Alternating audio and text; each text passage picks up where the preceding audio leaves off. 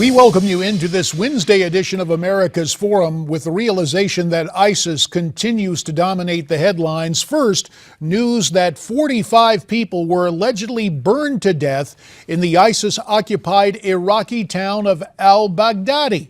Meanwhile, intelligence officials believe a man heard speaking in the video showing the beheadings of those 21 Coptic Christians in Libya. Well, that man could very well turn out to be an American. For more on these developing stories, we are pleased to be joined by my old colleague, Congressman Peter King of New York. Pete, as always, we appreciate your time here on JD. America's Forum. Good talking to you, JD. Pete, we'll get to the Obama administration putting the amnesty program on hold and complying with a federal judge's order in a minute.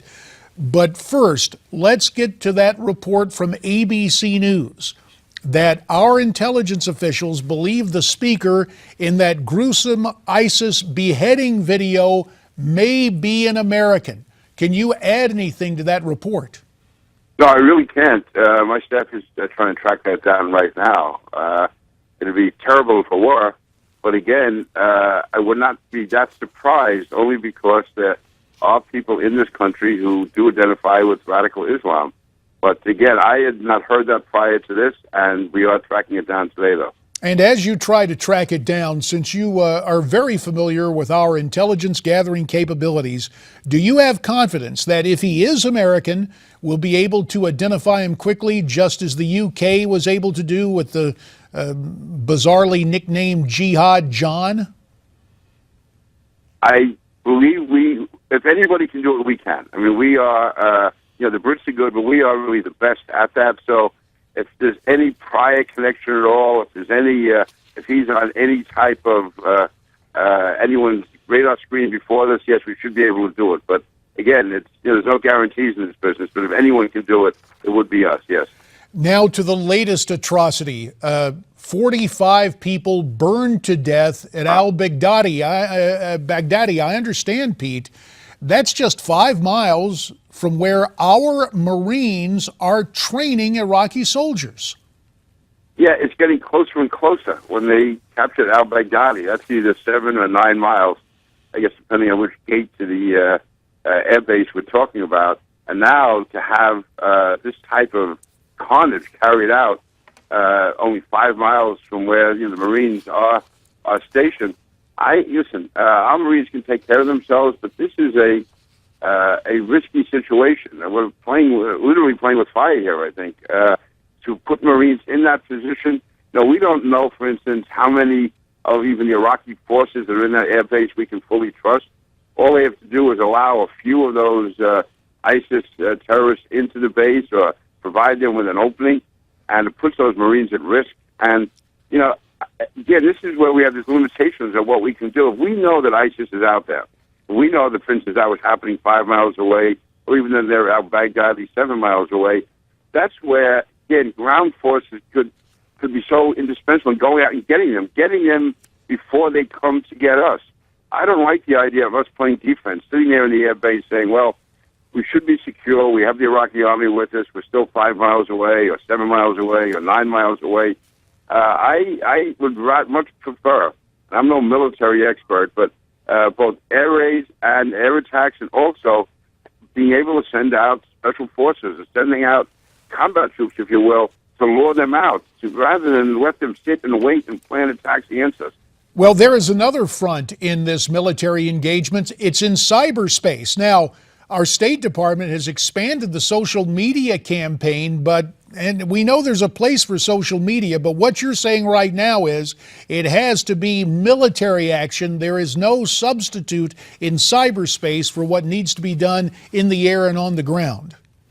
No, everything else is incidental. We have to stop them militarily.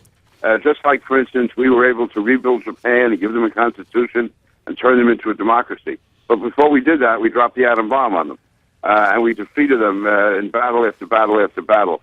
And we can go through the same thing, for instance, in South Korea. It's now a flourishing democracy. But the fact is we had to beat back the North Koreans, and then we have our troops in there 50 years later. 60 years later, still in South Korea. So these are the military is absolute component, the first component that's necessary before we can go into any type of social activity or rebuilding or democracy or whatever. And it's certainly true with social media. I mean, we have to, again, all that is great to have out there on the periphery. That's the icing on the cake. First, we have to stop them from killing people. Peter King, we're going to ask you to stay with us through the break. Sure. When we come back, we're going to talk about immigration, not only that court order stopping what the Obama administration is up to, but also refugees from Syria. Is that a backdoor for jihadists? More with Peter King after this. As we welcome you back into America's Forum, our parent website, Newsmax.com, has two stories that are of national security significance, and they're both related to immigration.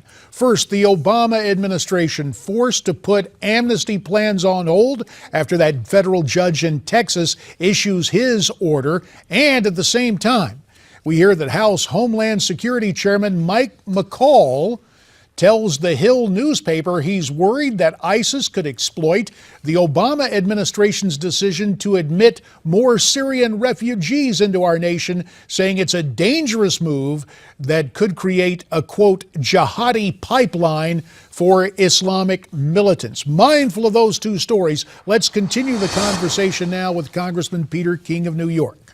First, Pete, your reaction to the ruling from the judge in Texas that stops executive amnesty. I agree with it completely. And this, to me, was such an overreach by President Obama. And really, I believe it was unconstitutional. And if anything can be worse than unconstitutional, it was the way it was just a direct defiance of the United States Congress, basically saying that this president is going to do whatever he wants, no matter what. So I salute the judge for standing up to the rule of law. And it's important that we do all we can to get that out to the American people. This isn't just Republicans disagreeing with the president. We're not involved in some immigration debate here. That's a separate issue. But this is a clear violation of the Constitution by the President of the United States as found by a United States federal court judge. So we have to make sure that everyone knows that, and we have to make it clear that I certainly support this decision. Well, as you might expect, Pete, at 1600 Pennsylvania Avenue, here it's a very different story. Here's what President Obama had to say. And I'm confident that it is well within my authority and the tradition of the executive branch's prosecutorial discretion to execute this policy, which will help us make our borders safer, will help us go after criminals and those that we don't want in this country. So, Pete, sounds like the president believes that the appellate court is going to reverse this decision. I'm just curious, how does amnesty make us safer? That's what the president just said. Yeah, it doesn't make us safer.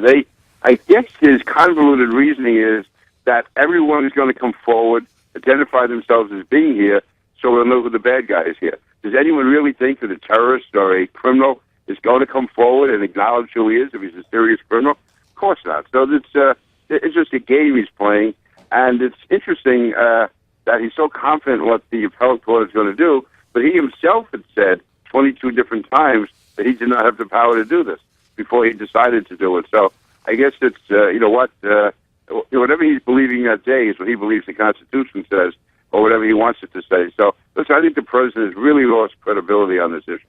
About 2.5 minutes remain, Pete, and it's worth noting that this White House has tried to expand the definition of refugees, but they've gone back to a more conventional notion when it comes to Syrians trying to flee the violence in the Middle East. However, your successor as chairman of the House Homeland Security Committee, Congressman Mike McCall of Texas, says when it comes to refugees from Syria, we may not be able to stop jihadists from coming in.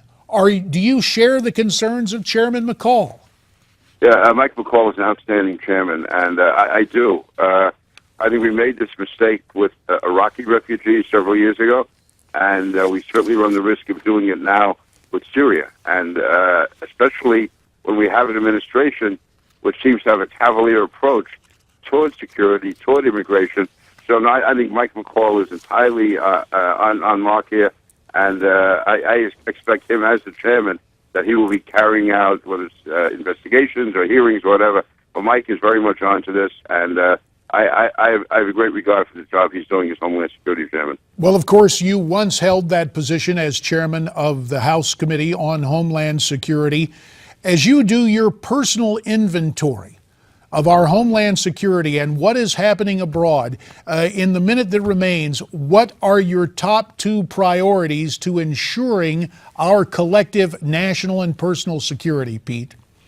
Well, first of all, we have to identify the enemy. We have to, once they get here, once they get the weaponry and they arrive in location, they're probably going to make it, whether it's a subway system or an airline or whatever. What we have to do is get the intelligence. We have to get that up front. We have to monitor, we have to surveil, and certainly we can't be politically correct. We know where the threat is coming from.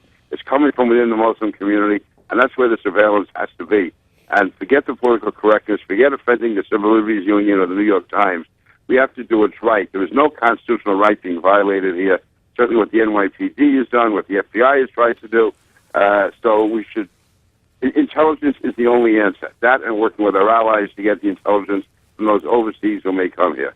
Or as Mr. Justice Jackson famously observed, the Constitution is not a suicide pact. Congressman Peter King of New York, as always, we appreciate your insights and analysis. Look forward to having you back real soon. Now, we hope you'll stay with us because when we come back, The View from Washington, courtesy of our own John Gizzi.